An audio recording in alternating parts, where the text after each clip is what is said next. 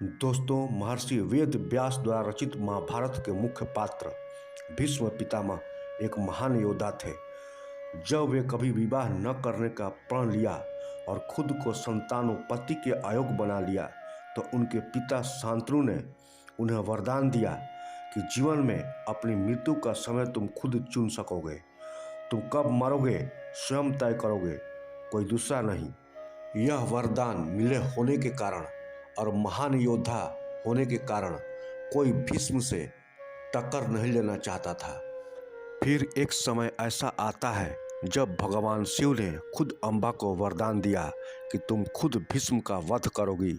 तो आइए इस कहानी को विस्तार से जानते हैं। दोस्तों, जब भीष्म पितामह राजकुमारियों अम्बा, अंबिका और अंबालिका का अपहरण कर लेते हैं और उन्हें विचित्रवीर्य के पास ले आते हैं तो विचित्रवीर्य अम्बा से शादी करने से मना कर देता है। तब अम्बा घोर निराशा में डूब जाती है। अम्बा की निराशा हताशा में बदल गई, हताशा गुस्से में, गुस्सा तीव्र क्रोध में और फिर उसका तीव्र क्रोध प्रतिशोध की प्यास में बदल गया। वह जगह जगह जाकर कहने लगी, इस इंसान ने मेरा जीवन बर्बाद कर दिया। क्या कोई योद्धा है जो इसकी जान ले सके? लेकिन उस समय कोई ऐसा महान योद्धा नहीं था जो भीष्म से सीधा टक्कर ले सके। ये अंततः निराश होकर अम्बा हिमालय पर जाकर घोर तपस्या में लग गई। उसने सोचा कि शिव के पुत्र कार्तिकेय जो एक महान योद्धा थे वह भीष्म का वध कर सकते हैं। बर्फीली चोटियों पर बैठकर उसने गहन साधना की और कार्तिकेय का ध्यान किया। उसकी तपस्या से खुश होकर कार्तिकेय प्रकट हुए। जब अम्बा ने उनसे भीष्म का वध करने का अनुरोध किया तो उन्होंने जवाब दिया, मैंने हिंसा छोड़ दी है। इससे पहले न्याय की खोज में कार्तिकेय दक्षिण की ओर चले गए थे और उन्हें जो भी अन्यायपूर्ण लगा उसका वध कर दिया था। फिर कार्तिकेय उस जगह पहुँचे जो आज कर्नाटक में सुब्रह्मण्य के नाम से जानी जाती है। वहाँ उन्होंने अपनी तलवार को धोकर यह प्रतिज्ञा की कि यह तलवार फिर कभी रक्त से नहीं सनेगी। उन्होंने हिंसा त्याग दी और पहाड़ पर चले गए जिसे आज कुमार पर्वत के नाम से जाना जाता है।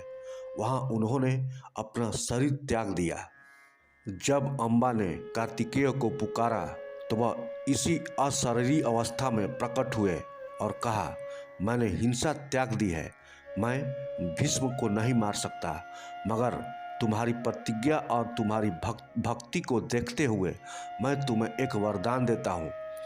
उन्होंने अम्बा को कमल के फूलों की एक माला दी और कहा, इस माला को लो। इस माला को पहनने वाला भीष्म का वध कर सकता है।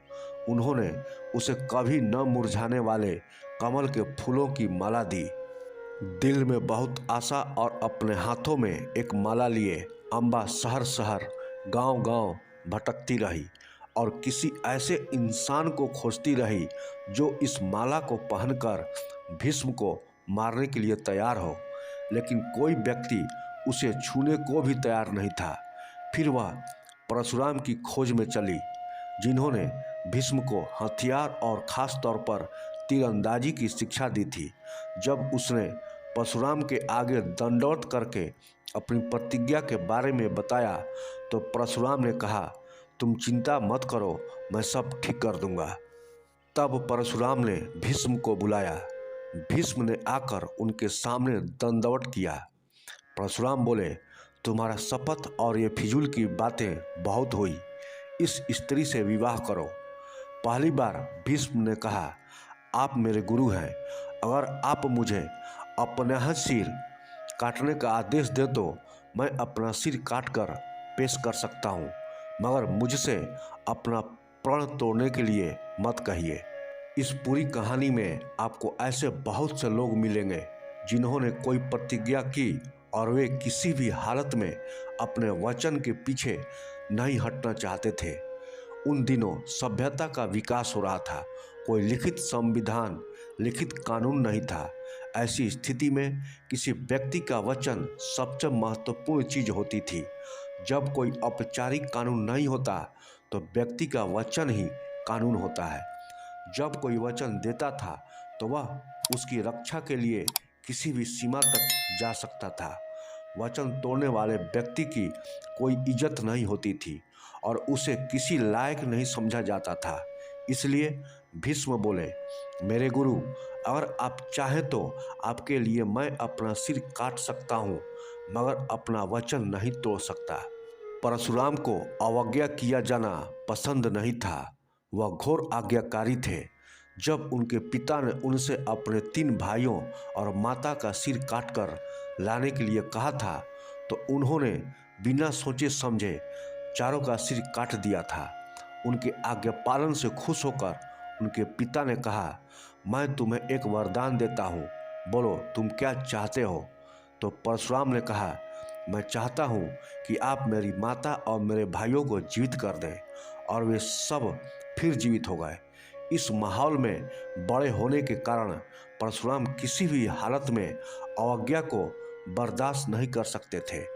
जब उन्होंने देखा कि भीष्म उनकी आज्ञा का पालन नहीं कर रहे हैं तो वे गुस्से में आ गए। वैसे भी परशुराम महाक्रोधी माने जाते हैं।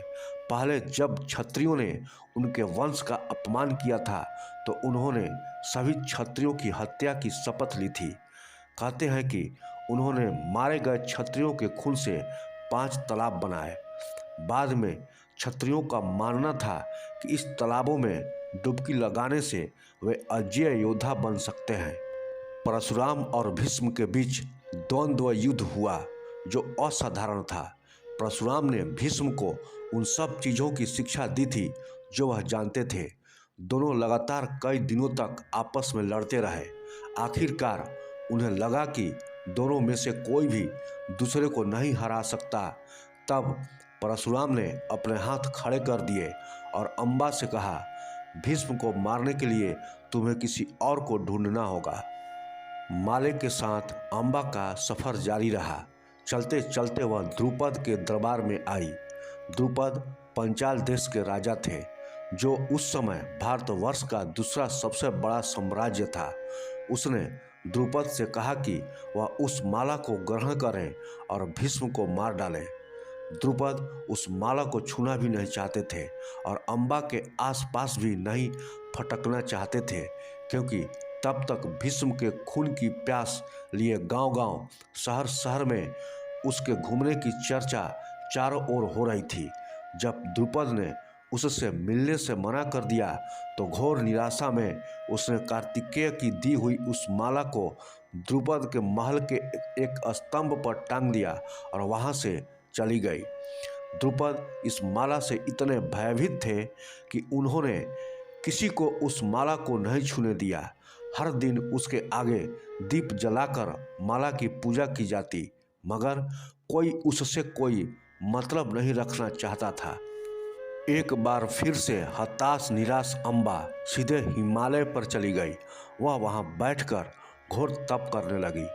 धीरे धीरे उसका सुंदर शरीर हाड़ मांस में बदल गया और शिव को पुकारने लगी। शिव स्वयं उसके सामने प्रकट हुए। वह बोली, आपको भीष्म को मारना ही होगा। शिव ने कहा, क्या यह सबसे अच्छा नहीं होगा कि तुम खुद भीष्म को मारो, फिर तुम और अच्छी तरह प्रतिशोध ले सकोगी। अचानक उसकी आंखें चमक उठी।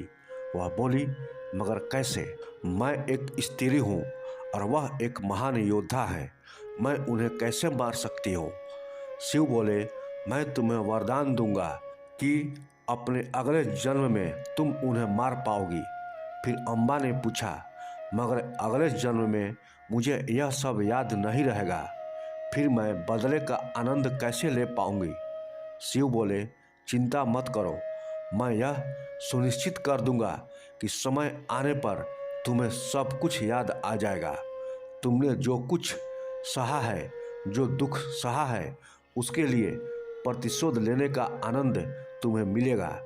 फिर अम्बा ने अपना शरीर त्याग दिया और वह वापस भी आई श्रीखंडी के रूप में।